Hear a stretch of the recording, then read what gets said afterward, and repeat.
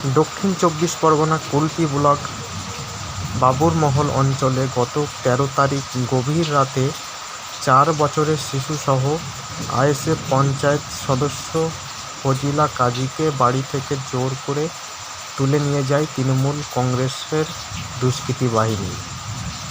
ওই পঞ্চায়েতের উপ-সমিতি গঠনকে কেন্দ্র করে কয়েকদিন থেকেই শাসক দল নানানভাবে হুমকি দিয়ে আসছিল।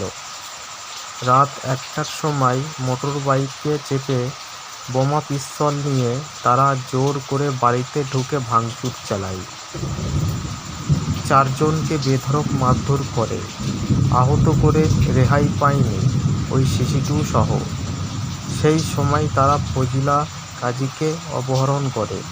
প্রথমে পুলিশের সঙ্গে যোগাযোগ করা হলে তারা প্রথমে বিষয়টি নিয়ে বিশেষ কোনো পদক্ষেপ নিতে রাজি হয়নি। পরে আইএসএফ রাজ্য নেতাদের এই ঘটনা জানায়।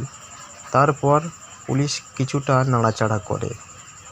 কুলপি থানার অফিসারদের আন্তরিক প্রচেষ্টায় শেষ পর্যন্ত শিশুসহ ফজিলা কাজীকে গতকাল গভীর রাতে উদ্ধার করা গেছে। বাবুরমহল অঞ্চলের আইএসএফের আরেক সদস্য ধনঞ্জয় মিস্ত্রি দুষ্কৃতীদের হাতে গুরুতরভাবে আহত হয়েছে।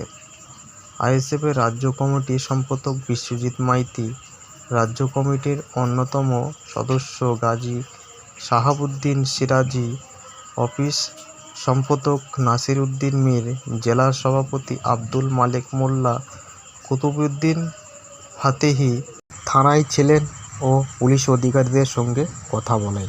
এই ঘটনায় তীব্র নিন্দা জানিয়েছেন আইএসএফ।